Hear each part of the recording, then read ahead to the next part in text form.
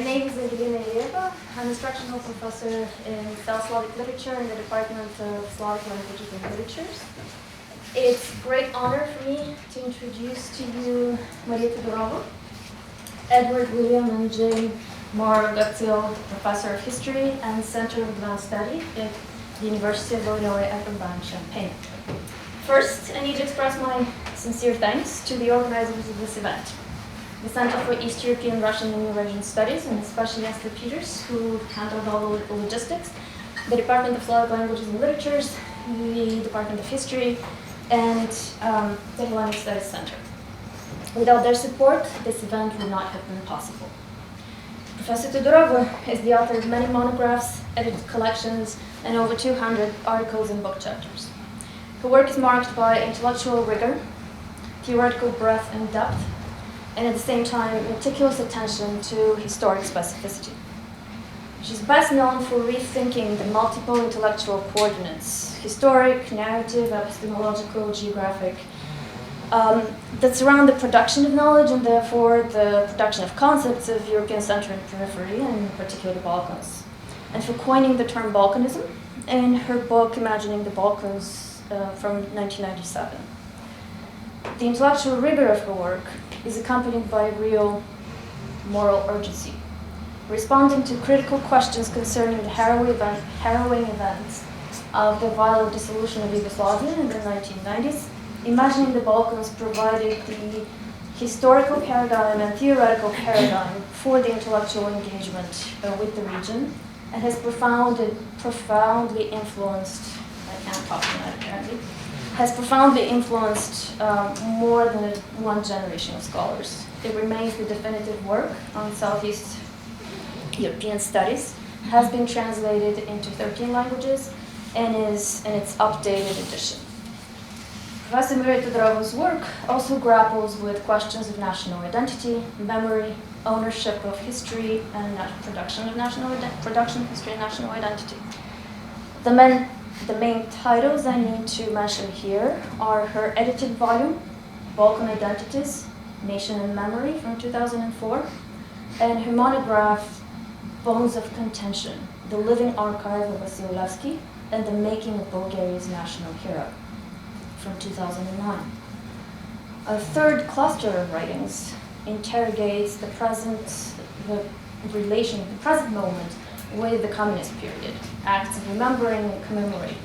Most notable here are her 3 volumes, edited volumes, Post-Communist Nostalgia with Gutgsell in 2010, Remembering Communism, Genres of Representation, for which she was the sole editor in 2010, and Remembering Communism, Private and Public Recollections of Lived Experience in Southeast Europe, for which she was a co-editor in 2014.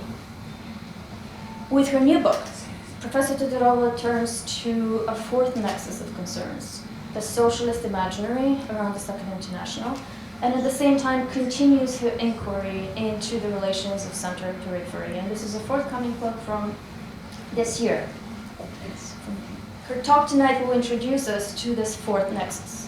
It is entitled Imagining Utopia, the Lost World of European Socialists at Europe's Margins. Please join me in welcoming Professor Todorova.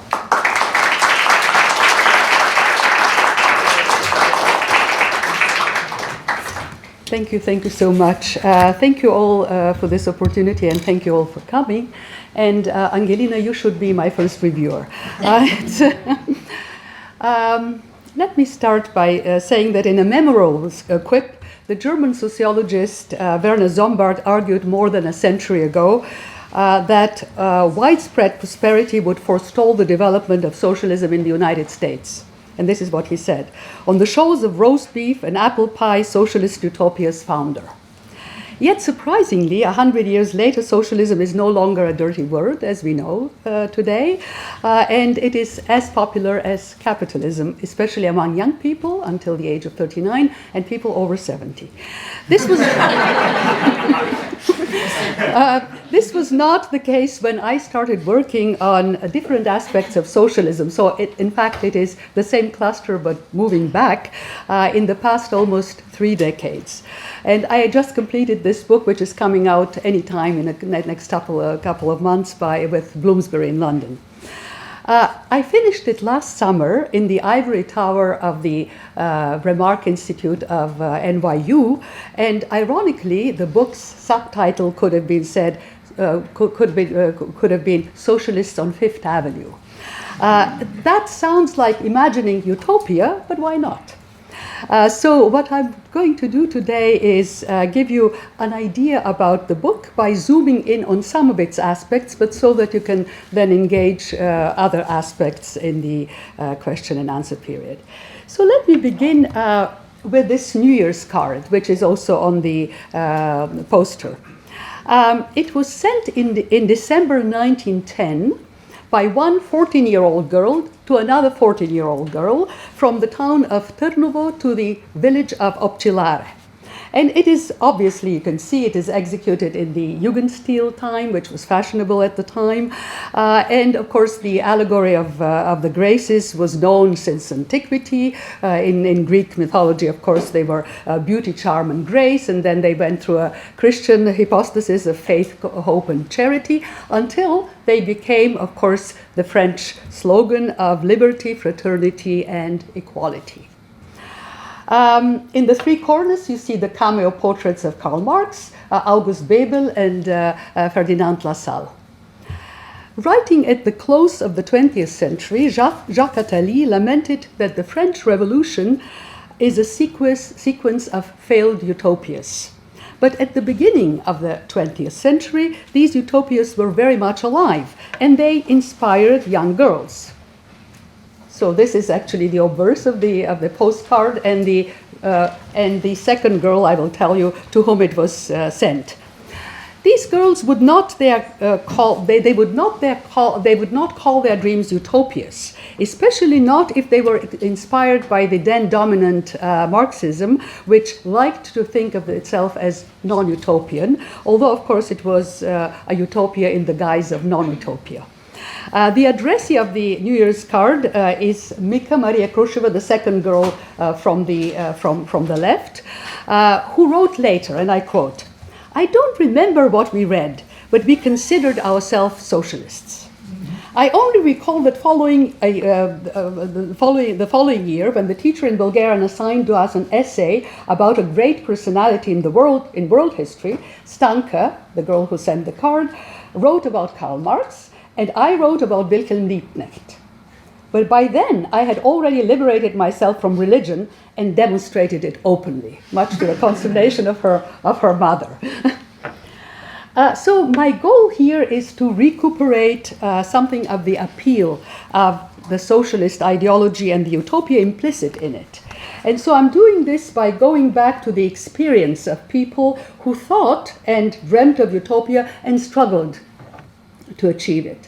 And it doesn't matter how they called their dreams. They could be liberty, equality, fraternity, justice, happiness, hope, socialism, communism, social democracy. But the important thing is that they were involved in a movement, and it is the movement which is the focus here, which worked toward their ideal. So I'm using different scales of, of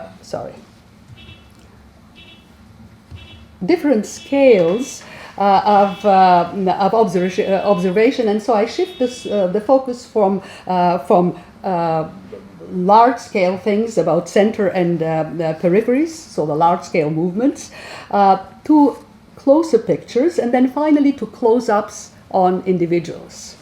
I'm always joking that nowadays we have to do history bottom-up. So this is history top-down, then there is digital humanities, top-down but transnational, digital humanities, and bottom-up but national. So the study is looking thus at different intersections, spaces, generations, genders, ideas and feelings, and different flows of historical time. Chronologically, I am restricting this roughly to the half century of what Leszek Kolakowski called the golden age of social democracy, namely from the 1870s until the 1920s. Utopian visions and emancipatory movements in this era were obviously not restricted to socialism, and I deal with some of them, but Marxist socialism, especially with the Second International after the 1890s, was the hegemonic one. I'm ending with the aftermath of the October Revolution, not because I want to gloss over it, and here I will insist that twice, let alone smear the interwar period of communism by insisting that it had an earlier and nobler, less militant prehistory, which is the usual stereotype. I don't want to do that. This would be an entirely different project, but also a non-historical one, displaying little sensitivity to the specificities and contingencies of the historical moment. I do think, however, that there is a qualitative difference between a utopia of the future and a utopia on Earth. And it has to do with the effects of generational shifts, encompassing everything from approximate demographic clusters and specific social habitus to the consequences of singular dramatic events that are serving as a rupture. And in this case, it would be the Great War and the Bolshevik Revolution. It was especially the Bolshevik Revolution that allows for the distinction of utopia in the future from utopia on Earth, insofar as contemporaries believed that they had brought their strivings to fruition in 1917, even as they continued to strive for the final construction of their utopia. For them, the future was no longer desirable and nebulous. It had just arrived and had to be defended. So the selection of the European periphery, on the other hand, as the space of my account is not simply because it is less known, but also because I have a goal, and the goal is to fracture and to recalibrate the dominant narrative of social democracy, which is confined mostly to Western Europe and particularly to Germany. And it insists on the exclusive authenticity of industrial environment and working class milieu. So this is what I want to attack. Within this periphery, of course, I'm choosing a topos that is even less known, Bulgaria, which had, on the other hand, one of the largest, if not the largest, and most influential social democratic movements in Eastern Europe in this period, with a unique relationship both to Germany and to Russia. What was socialism's unique appeal in a young nation state with an overwhelmingly rural population and a very incipient proletariat? These are the questions that I'm asking. And just to give you an illustration about the strength of this movement, the elections in 1912 gave the German Social Democratic Party, the strongest one, 34%. It was followed by Bulgaria, Italy, and Belgium with 20%. Over 20%. The Netherlands, 18%, France, 16%, industrial Britain, 7%, and rural Finland, 43%. So again, you already have this upset. Center and peripheries.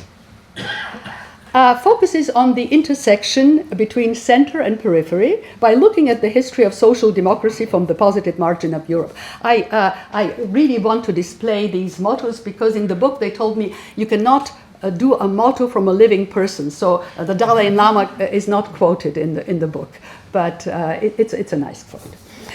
What I'm trying to do is to challenge, first of all, the established typology of two modes of socialism, supposedly a West European one and an Eastern Russian or Soviet until the First World War.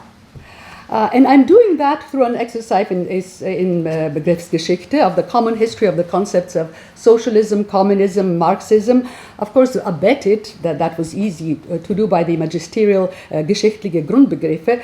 And so my conclusion is that insofar as we can speak of a binary model, it would be applicable only after the 1920s. After the schism that had occurred in the field of social democracy with the creation of the third Communist International in 1919, and then the developments in the interwar period. the passionate debates within the Second International, so until the First World War, were not played on a West-East axis. And then I try to situate Bulgaria within this bickering, but still family formation, and demonstrate how this problematizes the notion of transfer of ideas. So, just to give you it's a sublime irony that, of course, the universalist Marx, and we can have quibbles how universalist he was, obviously Eurocentric, but he had a universalist message. He is nationalized to Germany. And then he's regionalized for Western Europe, but in both cases he's deemed to be authentic. And then he's transferred to Eastern Europe and to the world. Why is that so? Right? I'm arguing that he is transferred and understood also in Germany itself. So then, after that, I'm highlighting the attitudes toward the national question and the particular case of Balkan Federation, and especially the divergent positions toward the First World War, which proved the central issue in the undoing of the of the Second International. So let me now offer you just a glimpse from this part, a detail. So here you see Kautsky, of course, on the right, and these are two pictures of the same person. The first one was when he was a student. He was a student in Vienna in the Cartographic Institute, Georgi Kirkov, and this is a picture from 1904. In February 1917, at the height of the war, through his nephew, Kirkov sent Kautsky, the leader of the German social democracy, in fact, the leader of the international so-called the Red Pope, and I quote, "On the part of our comrades here, a modest gift that could be useful in the present circumstances, namely 100 eggs and some other things to eat," end quote. The next much longer letter by Kirkov was from March 1917, after Kautsky had gratefully acknowledged receipt of the eggs. And Kirkov wrote, "I am happy that I could contribute through my modest gift to the material basis of your world of ideas, especially now when the international proletariat, brought to confusion by the events betrayed and almost without leadership, needs urgently the bold, committed, and above all consistent word of its old, trusted, and faithful master and leader," end quote. Now, if the T's in this sentence can be taken by a doctrinaire recitation of historical materialism, I hope that you have not gone through that, but I have. So it sounds like that. I want to disabuse you. Kirkov was celebrated by his inimitable sense of humor. He was twice elected to parliament. His speeches were so popular that the MPs of the governing parties came to listen to him because of his wit. The redoubtable journalist and diplomat Simeon Radev valued Kirkov as the best speaker of parliament, second only to Gennadiev, the leader of the National Liberal Party. When asked why he ranked him second, he said, "Gennadiev is the chief of my own party." He then added, "Never has a socialist suggested suicide to the bourgeoisie in such a pleasant manner like Citizen Kirkov." So, responding to Kautsky's comment that the February Revolution first, would speed up the end of the war, Kirkov agreed, but reminded that the German proletariat entered the war under the slogan against Russian Tsarism. And he continues, "Now that the Russian proletariat has brought down Tsarism, the question is, what should the attitude of the German proletariat be, since the position of the backbone of reaction has been ceded to the German monarchy? It seems the perceptions of the social democrats in the small, still underdeveloped countries of the German social democracy were very exaggerated, and that German monarchism was stronger and thus more dangerous for socialism and democracy than the Russian." Just to remind you, the Bulgarian Narrows, it's one of the two social democratic parties, were one of the tiny but honorable foursome, next to the Italians, the Serbs, and the left wing in the Russian Duma, who opposed the war. Everybody else became bitten by the bacillus of nationalism. So the letter ended with a polite sentence of Kirchhoff's hopes that the German proletariat will rise to its task and that everyone awaited Kautsky's powerful word and energetic call. Immediately following was a postscriptum, and I quote, "This letter will be passed to you by Comrade Michov. He is also going to hand you 150 eggs. And would you please kindly give 50 of them to Comrade Luxemburg and Comrade Lipkev, together with the warmest greetings of the Bulgarian comrades," end quote. So the whole correspondence, despite the serious issues, was bookended by tactfully, not by reproach, but by eggs, of which only 10 arrived broken. Here, one is drawn to use the now fashionable lens of materiality, and a lot of my anthropology friends tell me you should do that. Yet, I resisted the temptation to ascribe, things to the question eggs, right? To their symbolism and thus putative sexual innuendo. Even if they were used as obscenity, they would not be sent to Rosa Luxemburg and Karl Liebknecht, who were against the war. So, but there is, in fact, materiality can be used, and there is an organic relationship between things and practices. Eggs have always been considered one of the most nutritional foods, and in poor societies are rare and a coveted ingredient at a festive table. Alongside meat and butter, eggs were also considered, if not a remedy, at least providing strengthening resistance to tuberculosis, which was, of course, the mal du siècle. In times of war especially, but also during peacetime, it was common of rural relatives to send eggs to their city king, usually reserved for the children as a strong preventive nutrient. Ironically, by sending eggs to their German comrades, the Bulgarian socialists were playing the role of the rural relatives and were reproducing their country's status as the agricultural supplier of the industrialized German center.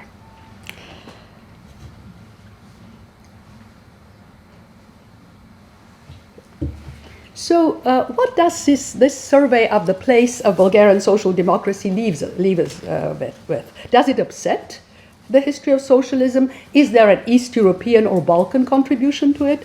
What is the price of excising the periphery? So there are several conclusions here, and I want to share them. First, it questions the stereotypes about how Marxism in peripheral societies, specifically agrarian societies with a weak or incipient working class, can be formed. And for this, we do not necessarily have to wait for the discovery of the Third World and for post-colonial theory to show that this is not paradoxical, but possible and normal. Where the Balkans are evocative is that they show this alternative not in line with the argument of different paths to modernity. The Balkans and Bulgaria in particular, despite the condescendence, have hardly been questioned as a European space. Theoretically, of course, and their path to modernity is, of course, is considered to be lagging, but not systematically different from the other modernizing European path. Theoretically, of course, the Russian example, which has been more studied and to which Western historians are about to pay at least minimal attention, should be theoretically sufficient. Yet in practice, with Russia, there is always the fallback to deviation because it is often described, and unfortunately also often self-described, as essentially non-European, really different, and because Western Marxism has excised it neatly, and now with the new Cold War it is difficult to serve as a foil. But Bulgaria can. Its inclusion fractures the normative story about socialism from within. Secondly, even if rare and not reciprocal, this narrative shows intersections and the intercrossing of ideas. To imply, of course, that Balkan socialists contributed to the theory of socialism, with particularly their take on the Balkan Federation, might be overstated, not because it was not original, it was original, but it was never acknowledged. But on the other hand, no other theoretical concepts of socialism has endured and has borne any fruit. In actuality, the detailed deliberations of the Bulgarian socialists creating a federative structure, beginning with a customs union and preserving independent territorial entities, was quite original and ran against the then dominant Austro-Marxism. Thirdly, this analysis addresses the challenging problem of historical significance. This is, of course, a philosophical question, and historians notoriously avoid it when they choose the significant items with which they try to, weave their explanatory narrative. Altogether, and even when not being explicit about it, they assign importance in terms of causal significance. But very often, as Max Weber has told us, we forget that assigning causality itself is a function of value orientation. Besides, significance is fickle, and now I'm going to go to the present just to give you how fickle it is. In 1998, Brzezinski, in an interview to the Nouvel Observateur, revealed that the CIA had hoaxed the Russians into invading Afghanistan by starting a secret operation. When asked whether he had regrets over giving support to Islamic fundamentalism, he responded, "Regret what? That secret operation was an excellent idea. It had the effect of drawing the Russians into the Afghan trap, and you want me to regret it? What is most important in world history? The Taliban or the collapse of the Soviet Empire? Some agitated Muslims or the liberation of Central Europe and the end of the Cold War?" 3 years before September 11th. So, significance. So another Weber, the historian Eugene Weber, may have been right to assert that history is the tale of what happened, not of what might have happened, and that, he says, does a great deal to narrow our field. But what do we do if it actually did happen and we choose not to write about it? By excising these parts, we pay a price both epistemologically, I think, but also ethically. We should be thinking back to the International and socialism at large as an intersection in time where different outlooks met, held together by a shared worldview, a polyphonic contrapuntal chorale. It is only normal and sometimes inbuilt that we hear a dominant voice. In this case, it's the German voice. It may even have a solo part, but the other voices make a difference. Do they change the basic melody? Hardly. But they change the rhythm, the harmony, and how we hear it.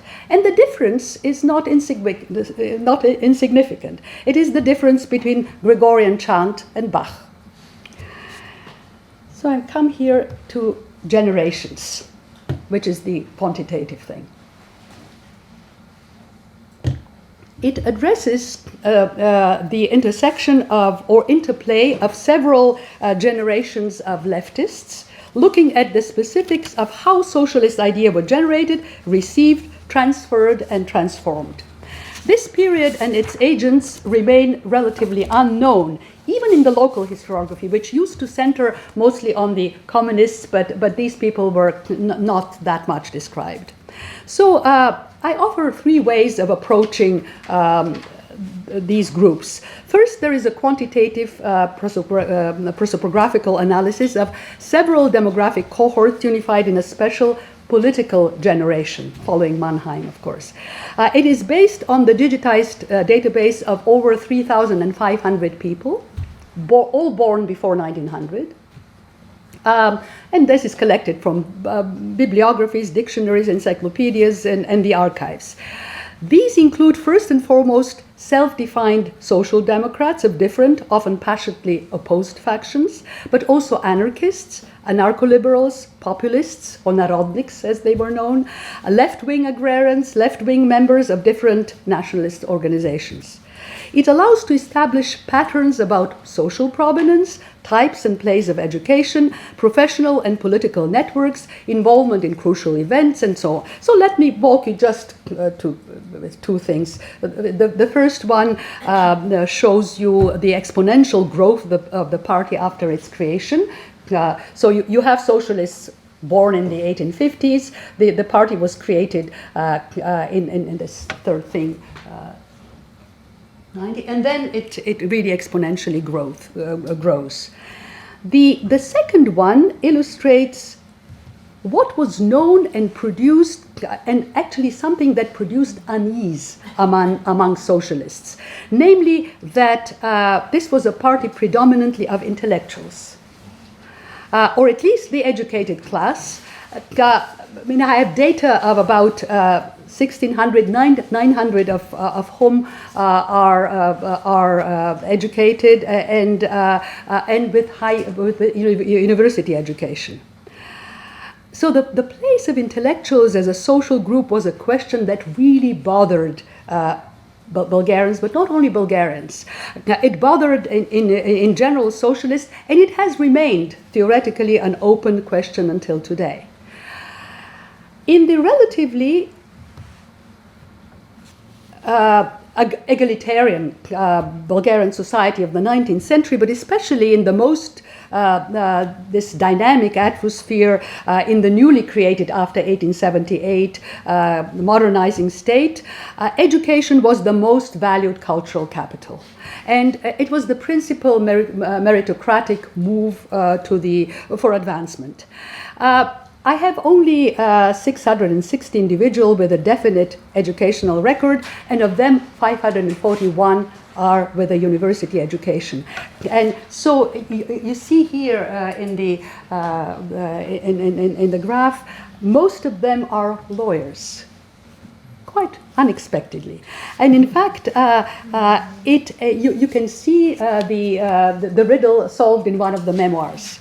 The law profession most of them wanted to be teachers of biology. They loved Darwin. They wanted to teach Darwin.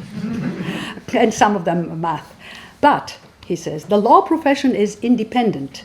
That is, it is materially independent from the direct control of the states. Teachers were state officials. Lawyers cannot be fired.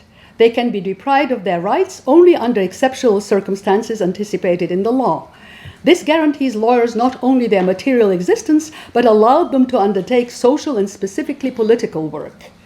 Every idealist intellectual who in the past desired to devote himself to social work wanted to study law and become a lawyer. This did not mean, still the quote, that only idealists became lawyers. Many bourgeois politicians and political careerists also chose this part. So at the end quote. The education they received both in Sofia, but mostly in Western Europe, and you can see it here. So in Bulgaria, after the university was created, but if you put together Switzerland, Germany, Austria, France, it would be the biggest thing. So most of them studied in Western Europe, and mostly in Switzerland, in Geneva. Geneva had the lowest fare, of course, university fare, so this is partly the explanation. The other explanation is that Plekhanov was there, and they loved him. So my analysis then moves to a qualitative account where representative cases are singled out to create a narrative around the notion of formation. That is, I'm offering several Bildungsromans to see how they became socialist. All in all, there is a common pattern. The earliest socialists started with emancipatory nationalism. This is what they were. Very quickly, they became disappointed with nationalism and then were enamored by the promises of science. They were reading evolutionary theory and were looking for science in society. Obviously, where do they find it? They find it in Marx. The younger ones were socialized mostly in the gymnasium, the high schools. This is where they become socialists. But of course, the individual ways are really very diverse. Finally, I try to shed light on the invisible women of the movement by questioning the opposition between socialist women and socialist wives, which is a current thing in especially Western feminist theory. Here you can see one of the very important things, and there is one woman there. And she's nameless. She's not in any encyclopedia. Right? She was quite remarkable, Anna Stefanova, so she didn't make it. So here in this oral presentation, I'm giving short shrift to this socialist women, but essentially there should not be a contradiction between socialist women and socialist wives, as it was even perceived by some of the activists. Socialist men could afford to be leading and visible because of their invisible socialist wives. And also, that these women, but also very seldom acknowledge this, says less about the limitations of the socialist idea and more about the rootedness of these men and women in the historical time and place. Still, luckily, many women have been preserved visually, although we don't know their names. But you can see them. These are the high schools. This is where they come together, and then there are the conferences of these women. Here are some others, close-ups of women. These two were the head of the socialist women's movement. This is the liberal women's movement. So this leads me to my structures of feeling, where I focus the lens on individual experience. What I'm trying to do here is to investigate the intersection between subjectivity and memory as reflected and influenced by published and unpublished memoirs, diaries, personal correspondence, biographies, autobiographies, oral interviews, all of which allow the reconstruction of the world of these first socialist generations. And I'm introducing completely unknown biographies by highlighting their emotional world. I have an extraordinary peasant teacher, a lawyer who happens to be also a love-stricken graphomaniac. I will tell you something about him, and of a brilliant economist who was a bank director, and his no less stunning partner. In doing this, I want to pick up and resurrect what has been considered to be historical debris and serve as a translator of human visions and emotions. And here I cannot help but quote one of my favorite novels, Julian Barnes's The Sense of History, of Ending, where he says, "History is that certainty produced at the point where the imperfections of memory meet the inadequacies of documentation." And I have to illustrate this inadequacy of documentation. I start with, that's in your honor, of Angelina Bonneva. She does not exist in any encyclopedia. And I first encountered her just, by the way, she was mentioned in an episode which was narrated as a small aside under the title Curiosity in the unpublished memoirs of a provincial teacher and lifelong social democrat. So I was reading this memoir and then he mentions this. And I thought it was a nice thing, you'll hear it. He was recalling how on a gray autumn of 1911, he was sitting with the owner of a small bookstore in the town of Vratsa, which sold Marxist literature and was a virtual club for local socialists. An old peasant woman entered the bookstore. She was dressed all in black, and this is the age when she came. This is how she looked. So she was dressed all in black with a black kerchief over her white hair, which was falling on her wrinkled face. She wore simple peasant men's shoes on her feet, and instead of a bag, had a wicker basket hanging from her arm. Once she entered the bookstore, she reached into her bosom and produced a small cigarette case. Then she rolled a cigarette, took out a pair of glasses, and started looking at the literature which was spread on the table. And the owner, who was actually a Macedonian emigre, a socialist, approached her and pointed the way out and said, "Grandmother, we don't have the books you're looking for. I know you're trying to find The Dreams of the Virgin and A Stone Fell from Heaven." The peasant woman pretended not to have heard him and continued to look at the books. Finally, she asked, "Do you have Anti-Düring?" The owner was, of course, pop-eyed, stared at her. She continued unruffled by asking him whether he had Kautsky and named a particular book. Then she finished her cigarette, picked silently the other books, and calmly said, "The bill, please." So these were 2 pages, and that describe this curiosity.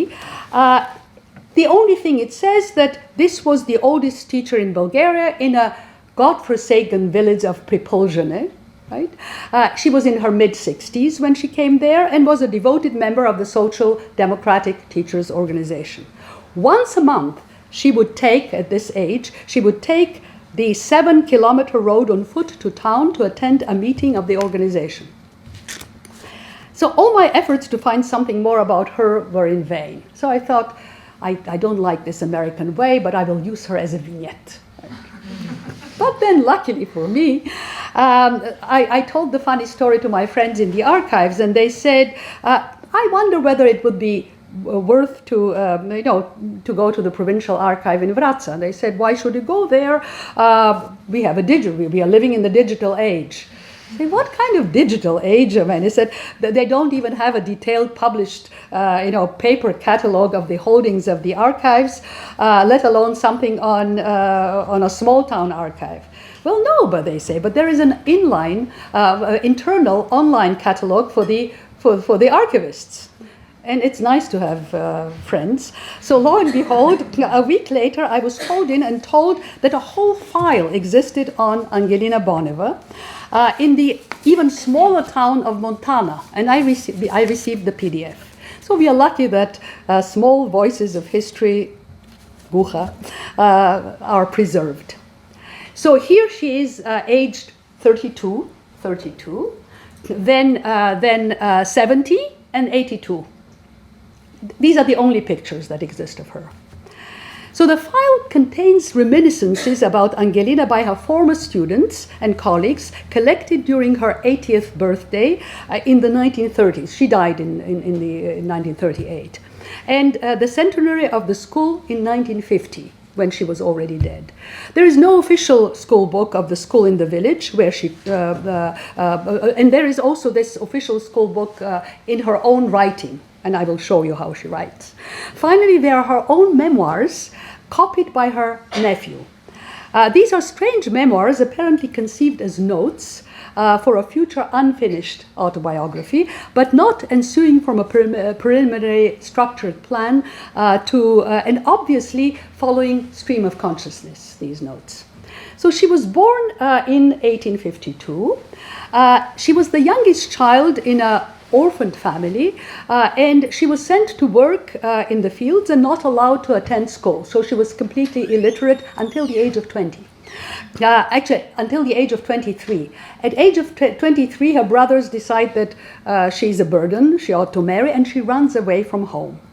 She runs away from home, and she on foot, and she goes to Pirot, which was then still in the Ottoman Empire. Today it's in Serbia, but then it was in the Ottoman Empire. And for 2 years she completes elementary school, 4 grades, and then 78 comes, the Russo-Turkish War. Bulgaria is autonomous, practically independent, and she studies 5 years more, coming out with a pedagogical degree, and she lies how old she is. Of course, she's 30 by that time. As a teacher, she becomes and she wants to be sent to Macedonia to liberate, to educate her brethren there. So as a teacher, she became a member of the VMRO, of the IMRO, and an active member of the, actively she helped in the Macedonian struggle. She was arrested by the Ottoman police, put in prison, and then released, and she came back to Bulgaria, where she taught until 1922, when she was retired against her will, right, at the age of 70. So here is Angelina. So this is the book, and this is her handwriting. So she, this especially for the Bulgarians might be interesting, because she copies texts of letters notifying her of her retirement, and this is the last entry of her, and then added a final line in her minuscule handwriting. Miji asan da ti bayam. This is not untranslatable. It just means close your eyes, Hassan, I'll mumble an incantation. What it means is give me a break. And then in red thing, a few months later, the inspector comes and puts a question mark and puts in red pencil. Such ironies cannot be allowed in official books. So Angelina Boneva seemed to have the last laugh. She was an open Communist Party member, and she continued her political engagement even after the party was banned, until her death in 1938 at the age of 86. I'm coming now to let me tell you a few words about Angelina Boneva. For me, the most important, most interesting thing is the juxtaposition of how she was remembered to how she remembers herself.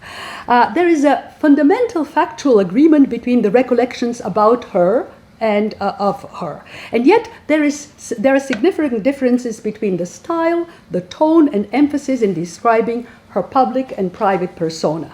The public one has three vectors: teacher, patriot, and socialist, and everybody agrees on that.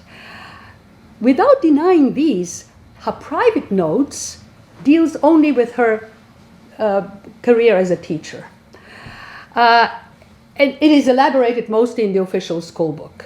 The second is mentioned only implicitly, and the third not at all, yet there is no doubt about her political engagement. Why is that? Why is she writing strictly for herself? And here I'm using the theory of Paul Ricoeur about idem and ipse identity, the sameness, answering the question, what am I?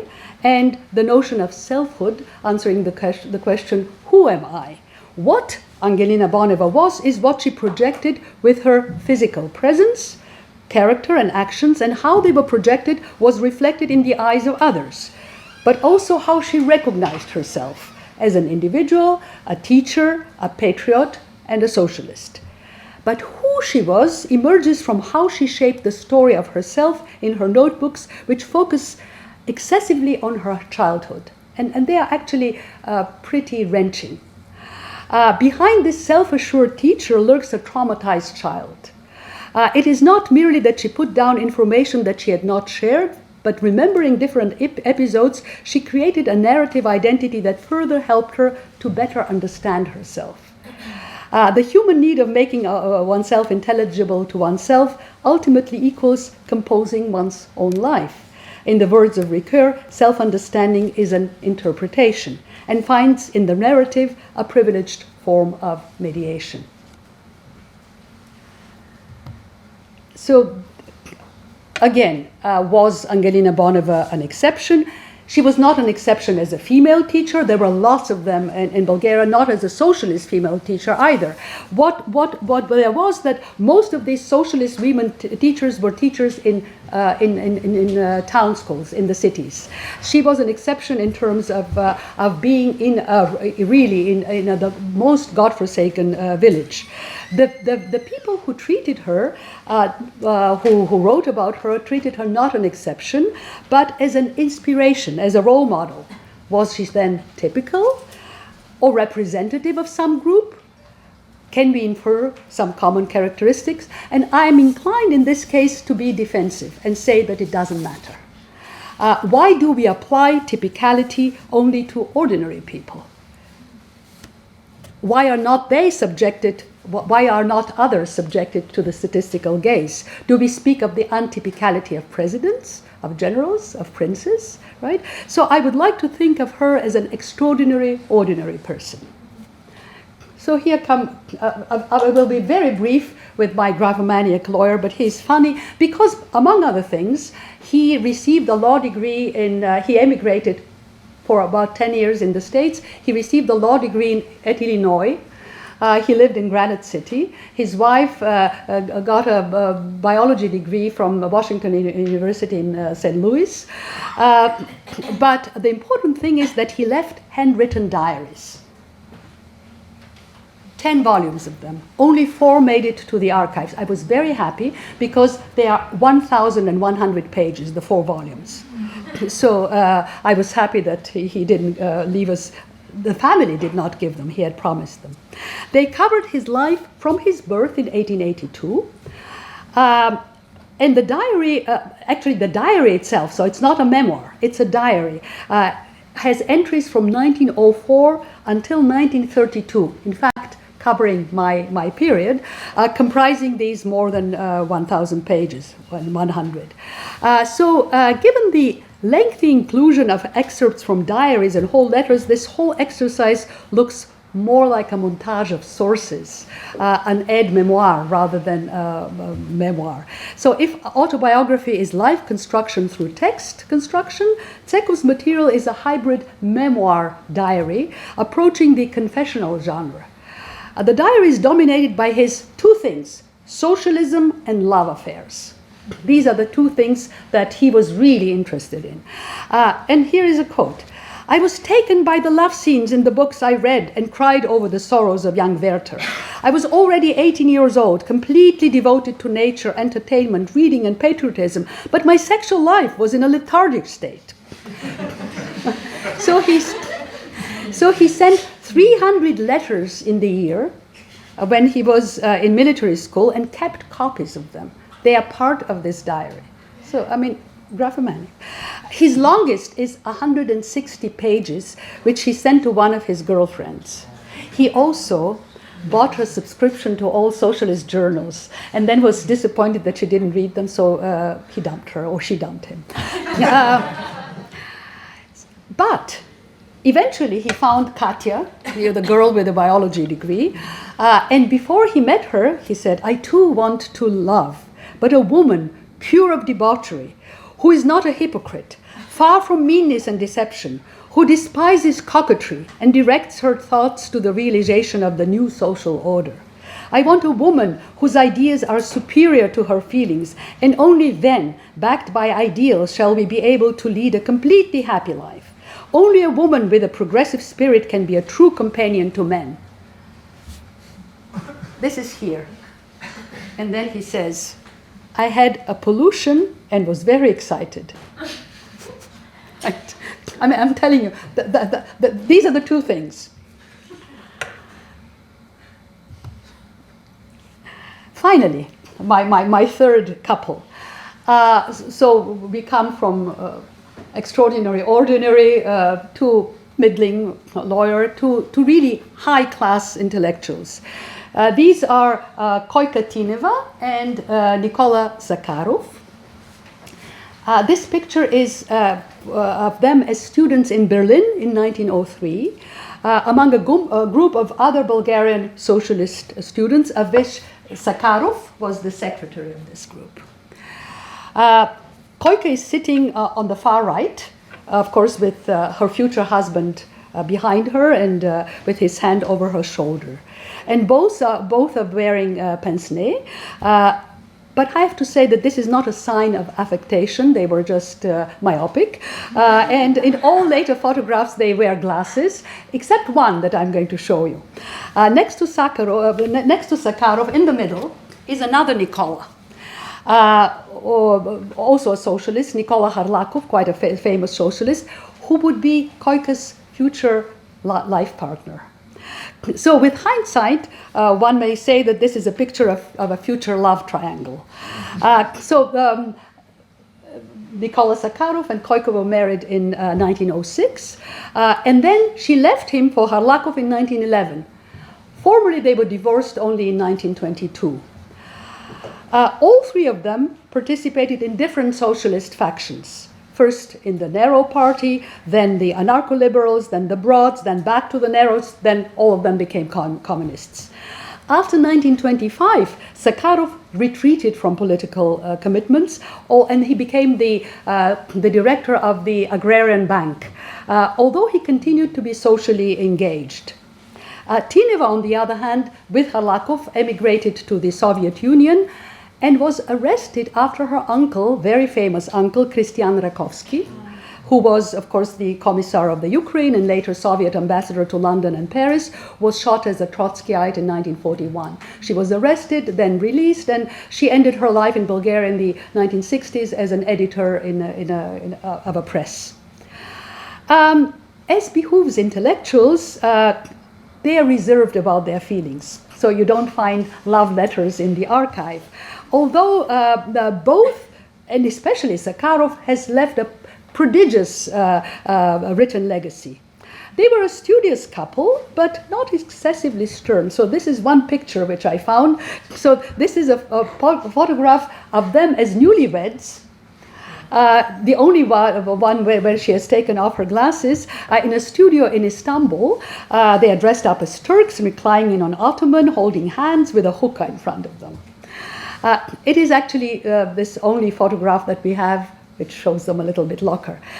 But were it not for one item in Sakharov's archive that was luckily deposited alongside hundreds of pages describing his political views and dozens of books and articles on economic and social issues, one would remain with the impression of an extremely thoughtful, here he is back, right, thoughtful and upright and disciplined human being, completely in control of his emotions, even to the point of suppressing them.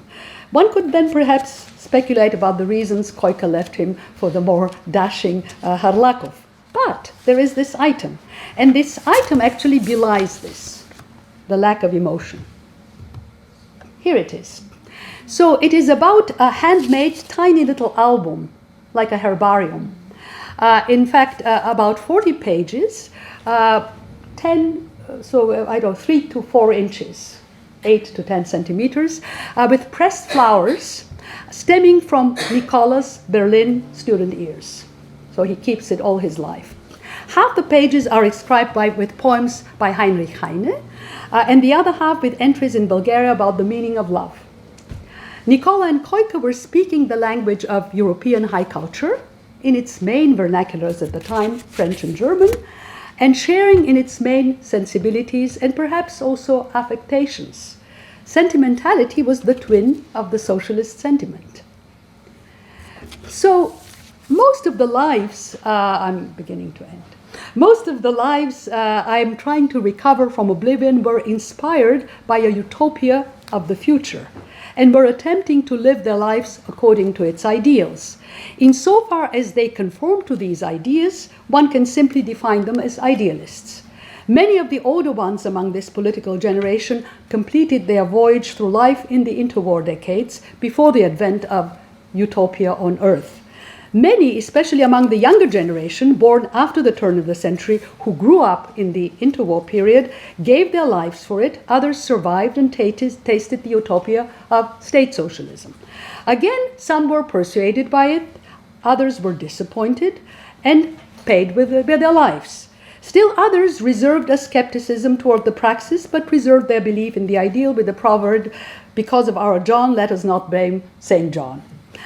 By confining my narrative, and this is the second time I'm repeating it, to the generation before 1900, I do not wish to pass judgment on how they conducted their lives, and least of all to posit that there existed a liberal, tolerant, legal socialist who were displaced by intolerant and terrorist communists. I think that there is a continuity there, and it has to be understood in the context of the times. My socialists were imagining a world in which they wanted to live. For at the same time as one speaks of discursive frameworks being imagined, of a socialist imagination of think, feel, one necessarily has to account for the fact that in the Marxists, among the socialists especially, socialism was not utopia. Even someone like Leszek Kolakowski, with whom I began, who was adamant about the desirable demise of utopia, and he was extremely critical of Marxism, still left the door open for socialism. And this is a quote from Kolakowski. "This does not mean that socialism is a dead option. I do not think so." He wrote it in 1971. And when I say socialism, I do not mean a state of perfection, but rather a movement. And this is the important thing. Marx also speaks of a movement, trying to satisfy demands for equality, freedom and efficiency, a movement that is worth trouble only as far as it is aware not only of the complexity of problems hidden in each of these values separately, but also of the fact that they limit each other and can be implemented only through compromises. We make fools of ourselves and others if we think or pretend to think otherwise, end quote. And I'm going to end with a personal note. Some 40 years ago, you can make your calculations, when I lived under real socialism in Bulgaria, but especially after the crushing of the Prague Spring in 1968, I was taken very seriously Max Weber's much cited adage from 1919, another German, of course, pronouncement, that the audacious Russian experiment would bereave socialism of its reputation and authority for 100 years. This was his idea. Whether Weber's dictum was borne out by reality can be a matter of debate, but coming from someone who disliked and feared socialism, he pointed his pivotal role as a social alternative in Europe before the First World War. Weber died in 1920 and could not foresee the peregrinations of his own quip, of course, but also the peregrinations of socialism, and witnessed the different moments at which believers acceded to his doubts. 1925 for Bulgaria, 1937 obviously for Russia, 1949, 1953, 1956, 1968 for me. Later, but especially after 1989, I began to realize the impoverishing nature of this dictum. Not only presumptuous and dismissive of human agency, but it was as monolithic as its Soviet foil. They both closed off the possibility of multiplicity. Now that we have reached and passed the centenary of the audacious experiment, I think it is worth trying to rescue this multiplicity and argue for the groundedness of divergent horizons of expectation. So I wish I had not read Zygmunt Bauman, who is also one of my heroes, and would conclude with my own words, but he said it so beautifully that I have to express it through him. So here is the gospel via Bauman. The body of utopian criticism is bound to remain, as before, inherently vociferous. Men climb, as it were, successful hills, only to discover from their tops virgin territories which their never appeased spirit of transcendence urges them to explore. Beyond each successive hill, they hope to find peacefulness of the end. What they do find is excitement of the beginning. Today, as 2,000 years ago, hope that is seen is not hope, for who hopes for what he sees? This is St. Paul to the Romans.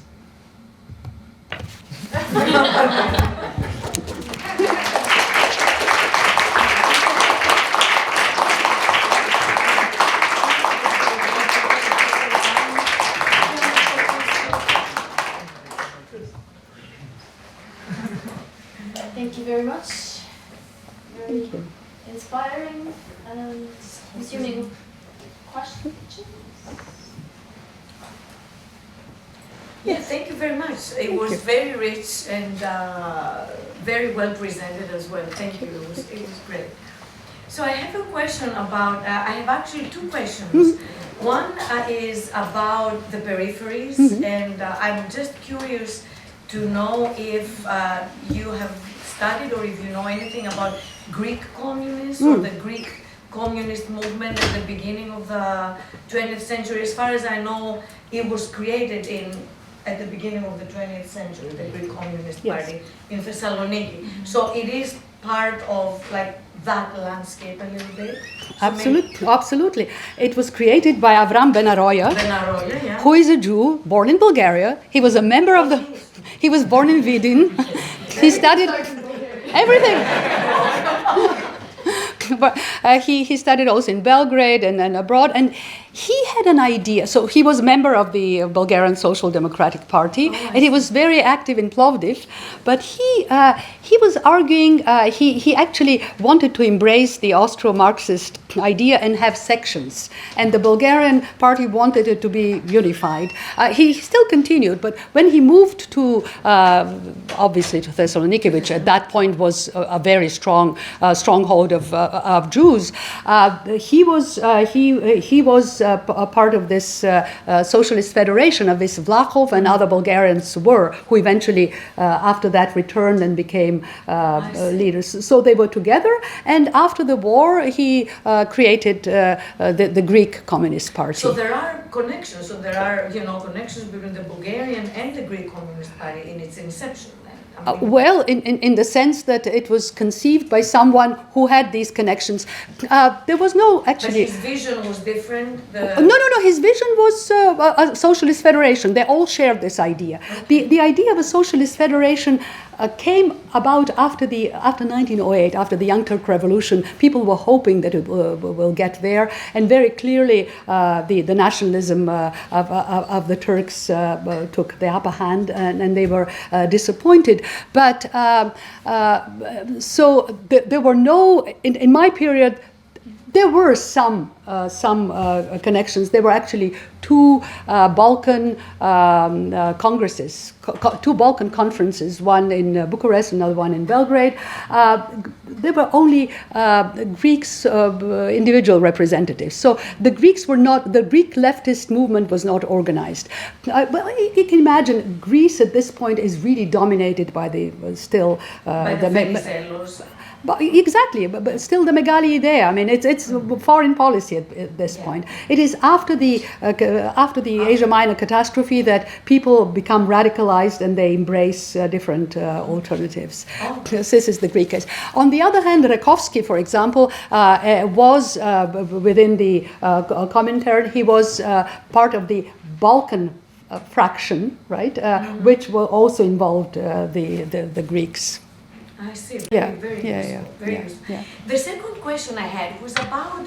So you said something that that they lived their lives as idealists. Mm-hmm. So there was this connection. They viewed the utopia not as a utopia, like no place, like in the Greek meaning of the word, but it was more like some place that they will reach in the future.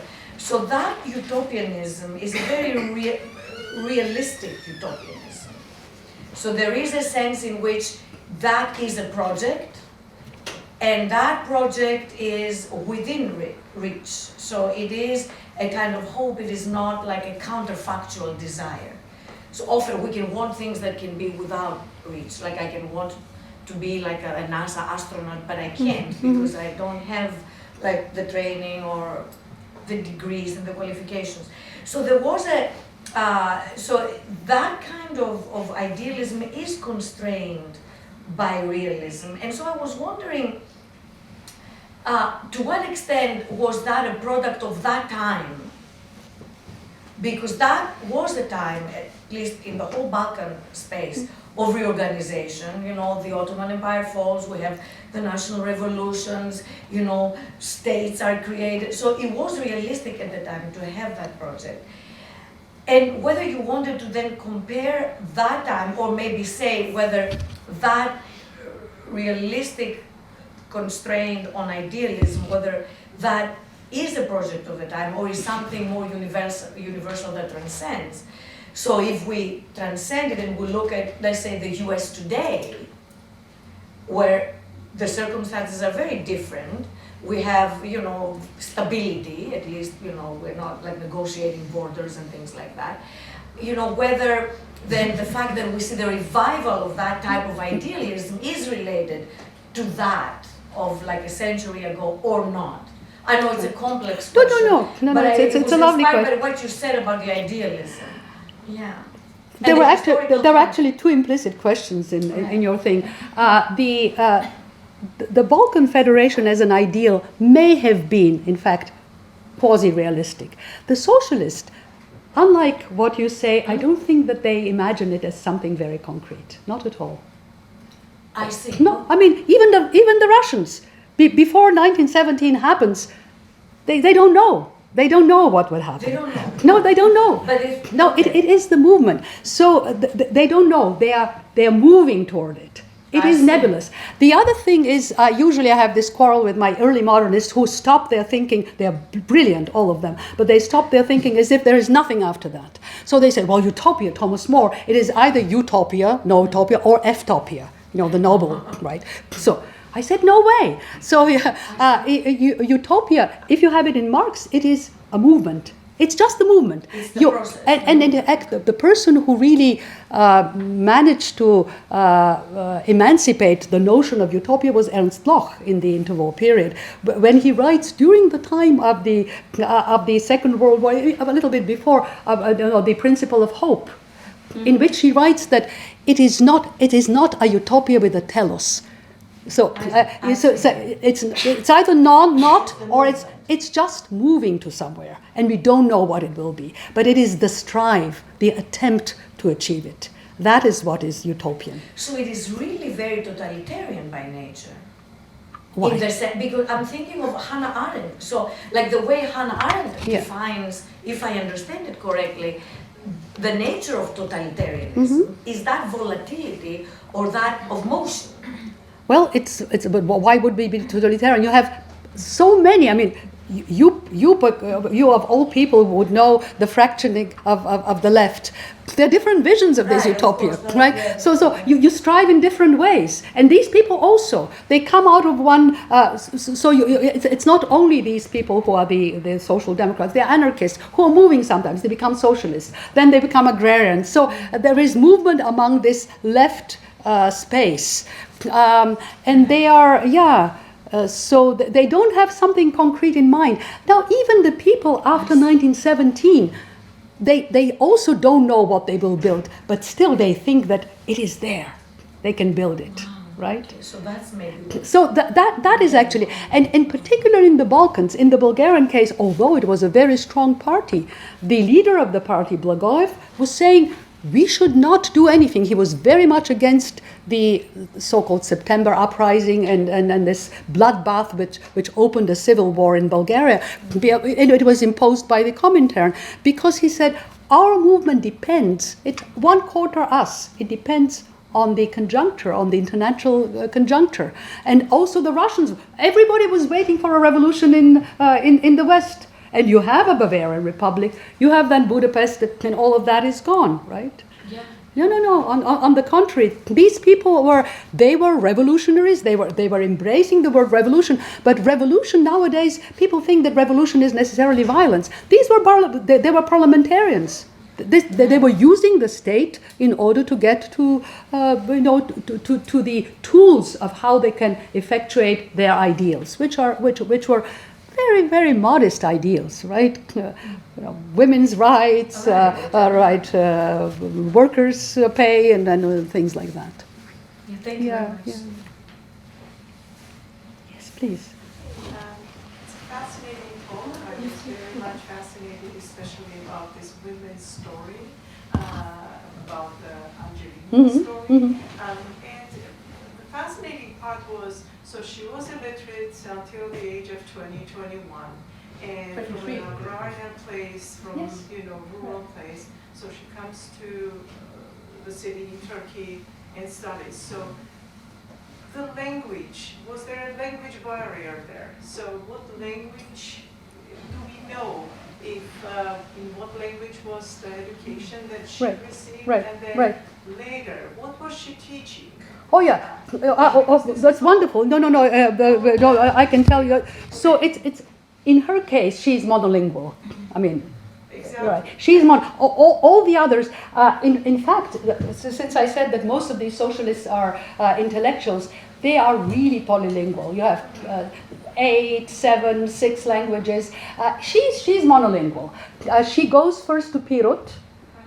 In the Ottoman Empire, this was Bulgarian. She goes to a Bulgarian school. And she goes to a boys' school, and the teacher takes her in. So she finishes elementary education. She goes to Sofia after that. She finishes this pedagogical thing. So essentially, she finishes high school. And she is literate, but not. And she writes wonderful things, but it's not it's not Tolstoy when you read her. And then she goes to Macedonia, where she teaches Bulgarian. She goes there as a fiery nationalist, right? And then when she comes back, she goes to her own village, builds the school in her own house, gathers all these children, but she has the diploma and all that, and she teaches elementary education, everything. She manages to find a compass from somewhere, so geography, literature, arithmetic. I mean, all the basics of the first 4 grades. This is what she was teaching, but in entirely Bulgarian. Yeah. Thank you. Yes. Thank you.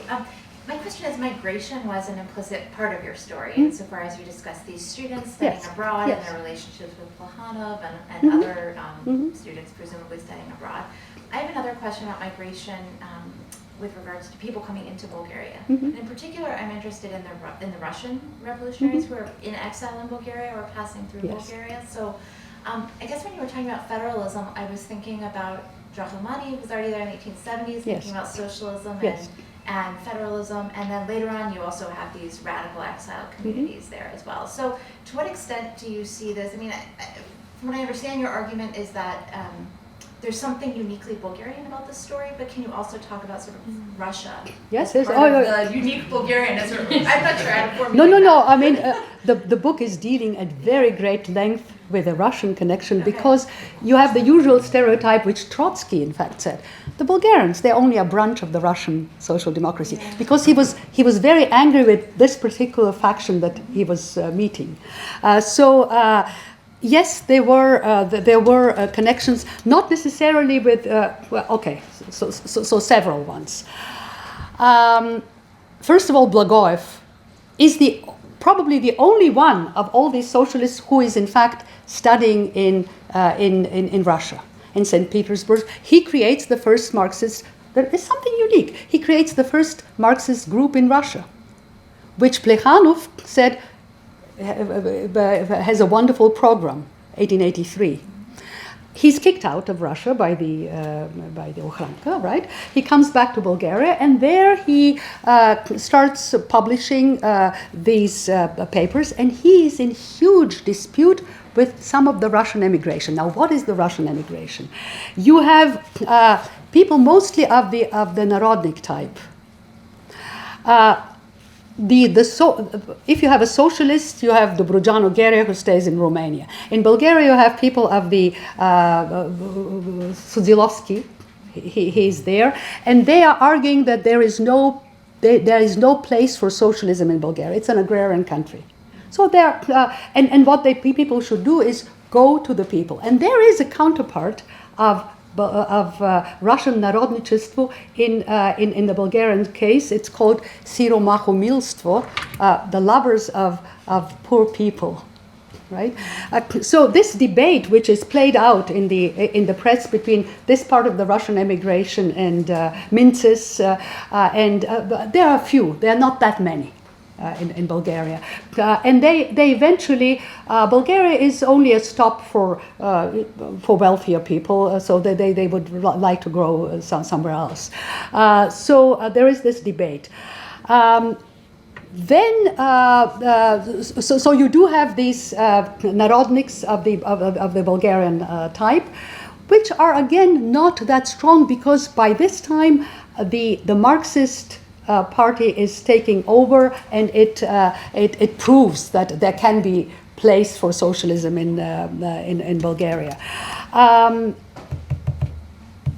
There was Trotsky comes in this play when the Bulgarian party is split. This is another thing which among people who are not very careful readers, parallels the split between the Mensheviks and the Bolsheviks. And of course, somebody like Rothschild will say, well, of course, they are aping the Russians. The thing is that the Bulgarian split was before the Russian split. So who is aping whom? Nobody was not aping anyone because they split based on different issues. Now, having said that, the connections are very, very close.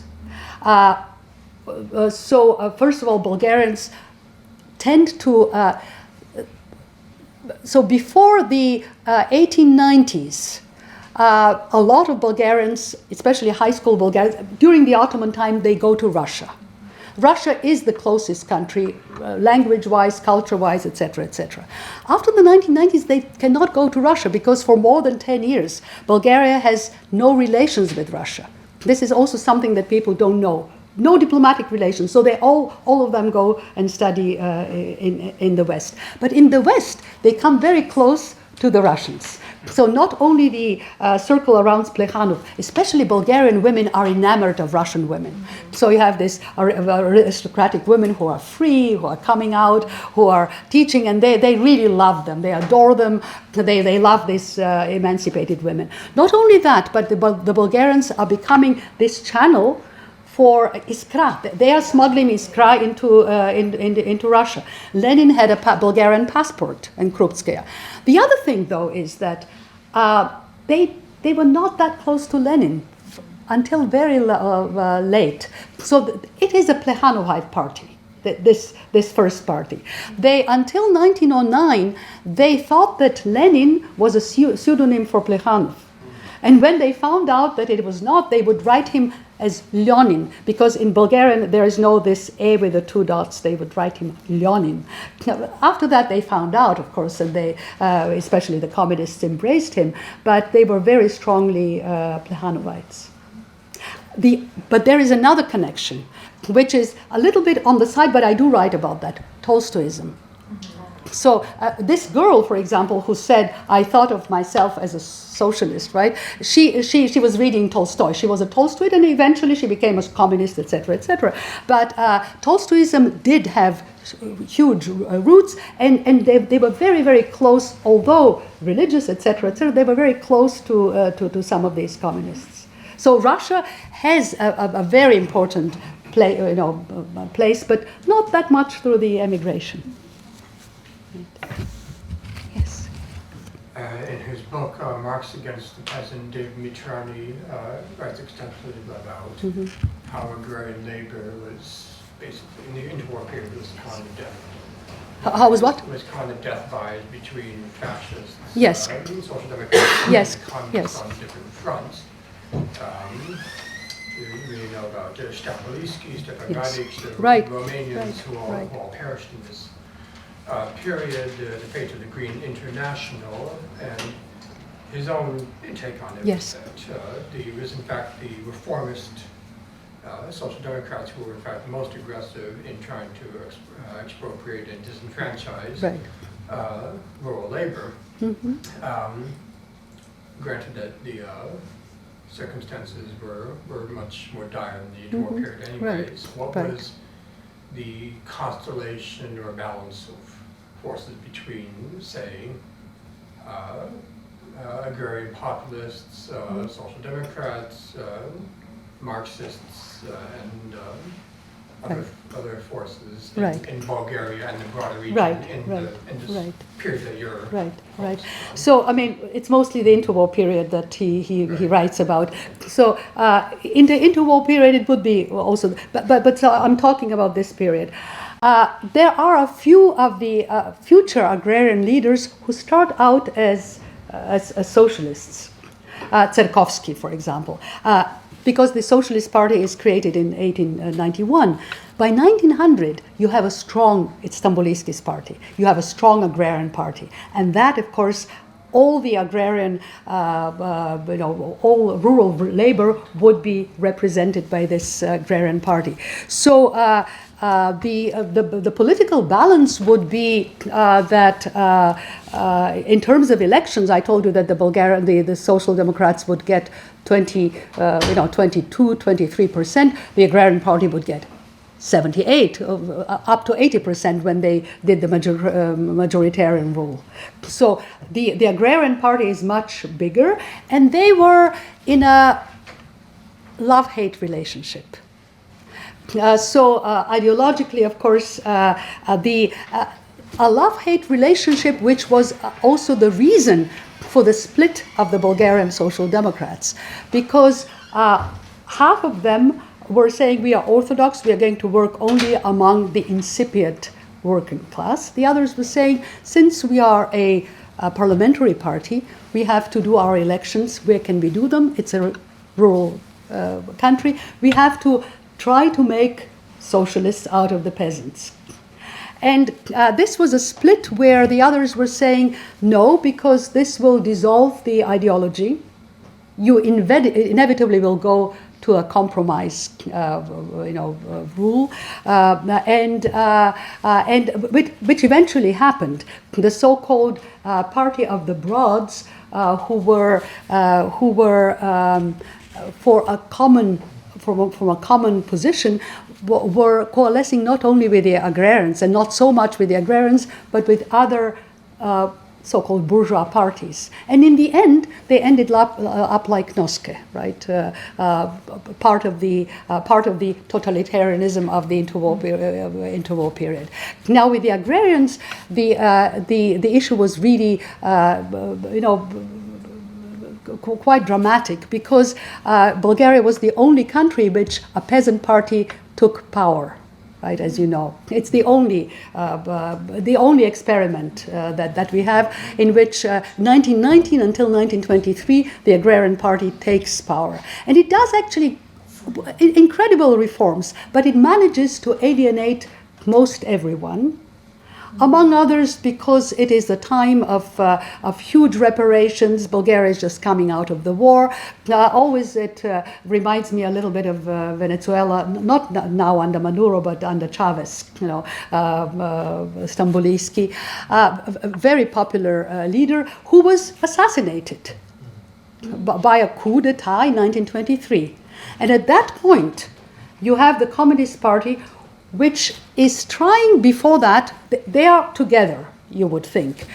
But the ideology of Stamboliski was an estate-based ideology, not class-based, obviously. And he was looking at, to elevate the peasantry, not so much the urban working class, and there were clashes between him and the Communist Party. Once he was assassinated, the Communist Party officially came with the idea is that we are going to be neutral because this is a fight between the urban and the rural bourgeoisie. But this was ridiculous, and they themselves. They themselves actually laughed about this because this was simply an excuse. They thought we were weak. They had come to the government of Stamboliski and said, "Give us arms. There will be a coup d'état. Arm us." And he refused to arm them. So they withdrew and they said, "In order to save it, we are going to be neutral." At that point comes the command from Moscow. You have to rise. And they rise in 23. A terrible idea. Effectively, all these people, I mean, I can show you some of the, maybe I do have them here. Look, the cohorts that are being killed. So these are the people that are killed 23, 24, 25. It is really the decimation of these people. Either killed, lots of people killed, or they emigrate mostly to the Soviet Union. Some of them perish in Siberia, but mostly some of them return. But this is where it starts.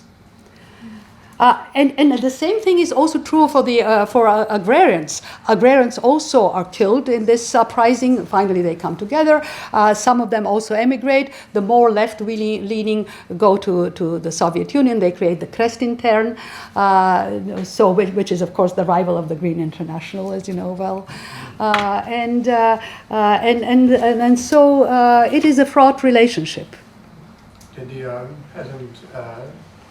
peasant parties in the pre-war period have their own model of sort of regional cooperation, or is that really not in the interwar period? After the 23-25, they were splintered. There were 5 or 6 or 7 splinter organization of this. Before that, really magnificent party. In terms of internationalism, I mean, the Green International is the brainchild of Stamboliski. It was in Prague, of course, and this is where the archive has disappeared. We don't know where the archive is, but it was his brainchild to do this type of federation between all the Eastern countries, including Poland and the Czechs, the Romanians. Yeah. Yeah, but by 1925, it just without him, it's practically it's gone. Yeah. It's this interwar period is pretty tragic, and so I read some of the archives. I don't have the nerve to dip further there. It's lots of killings. Maybe one more question, and then we'll end the formal part. Could you show us the slide again that you on the backgrounds, the educational backgrounds of the members, and just tell us a little bit more about the work that you did to and those conclusions. You mean the educational? This one? I think it was the one before it. Education, yeah. No, this is occupation. This is education. Okay, so occupation. Right. So the one before Occupation. The previous one. The previous one is the occupation. Right. Yes. Right. Could we pause of Well, I will the tell you. labels? So these are the teachers, artisans, urban workers. So these would be the factory workers, agricultural laborers. So they count. So here's the question: they do have the poor people in the countryside who, without any land, are the agricultural laborers, lawyers, civil servants, and other. And the big issue, of course, when they were in Parliament was, are you going to confiscate the land? Yes or no? And of course, it's interesting, of course, that the so-called broad party said, no, we are not going to do that. And this is what happened after the Second World War with this episode when they really, at the beginning they didn't. Blagojev was saying, yes, private property is, like Proudhon, private property is theft. My 33-year-old granddaughter would say that when she was 3-year-old, not any longer. Right. Could you tell us a little bit how you derive these statistics and also how they compare both to other parties' distributions of professions and to the population of Bulgaria at the time? Oh, the population of Bulgaria would be 80%. Precisely. Here, 80%. 80% here, and you would have, lawyers are 0. I don't know what percent. Here it would be. Educated people, you usually would strive to be civil servants, and military people would be among these civil servants. There are several, officers who were strong, social democrats, communists, who would be here. So, for example, these are they're self-described as socialists, but the artisans, the agricultural, these people would be, in other cases you would not describe them as a part of the proletariat. This is how they would call it. This is the proletariat. The artisans, the urban workers, the agricultural workers are the proletariats. And this is the educated class. So that shouldn't, I guess that doesn't surprise us, since social historians have talked a lot about the professional backgrounds of socialists, especially during this period. It's Yes. very typical. Yes, it is very typical, and to this day, so for some reason people are imbued with this stereotype that what are intellectuals? Are they a separate class, or are they representative of different classes? And this continues to be a interesting debate. And you have the Gramsci thing, and you have others. So these people were constantly arguing: what are we? Are we part of the proletariat? Well, we are teachers, most of them. We don't get anything, but we're educated. Are we part of it, in terms of wage-wise, or are we not, because we know a little bit more? But so this would be the typical thing of any party, except that they are Of any communist party. Pardon? Of any communist party? Any social democratic Socialist, in this right, period. right. In this period, right. But if you look the profile of the German Social Democratic Party, it would be workers. It would be workers, and therefore the idea was even in this period, you cannot have that. Well, you can have these intellectuals and they're bickering, but you cannot have a party because you don't have a working class. And they were saying, well, working class can be a broad thing. These people are also working.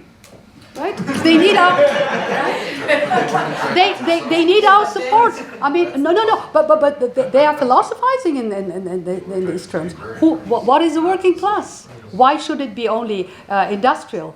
And the interesting thing, which I didn't know, was even for Western Europe, it is argued, and that is accepted. So Tony Judd, everybody knows Tony Judd, but probably very few people know his best book, which is called Socialism in Provence. It's his best book, his first book. His first book is usually the best book for some people, right? He wrote it before he became an enemy of this. So he writes about rural Provence, and he said we shouldn't be surprised that these people were socialists.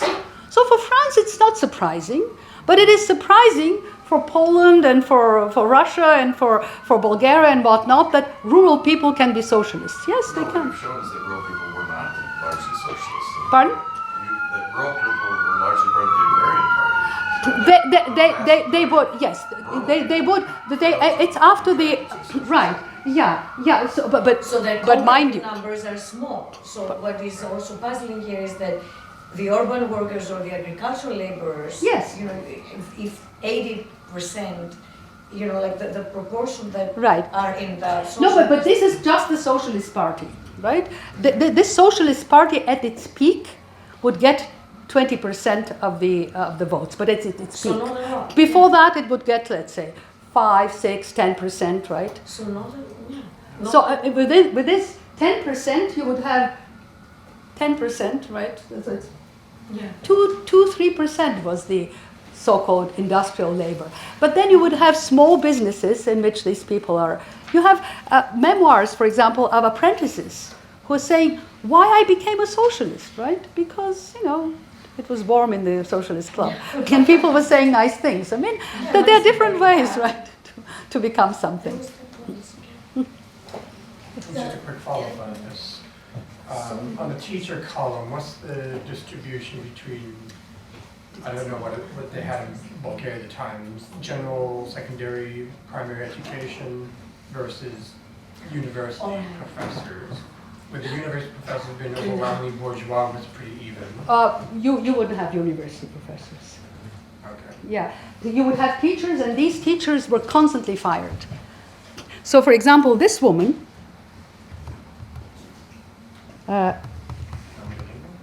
No, not Angelina. This woman is called Vela Blagoeva. She's the wife of the founder of the Socialist Party. She's a teacher, and she's fired all the time. Her brother is the Minister of Education of Bulgaria. She comes from she's fired all the time because she's a state official. So she comes from a really wealthy family. She's the black sheep of the family. But she's fired all the time. The teacher profession was the most precarious profession. Right. Yeah. So I don't have this breakdown on how many would be primary or secondary, but definitely not university. No. You would have sympathizers there, but they would be also kicked out. Similar in Germany, where university professors Yeah. Right. Yeah. But for them, I'm sorry. But for them, it was the German party. I mean, they wanted to emulate the German party. Thank you very much. Thank you.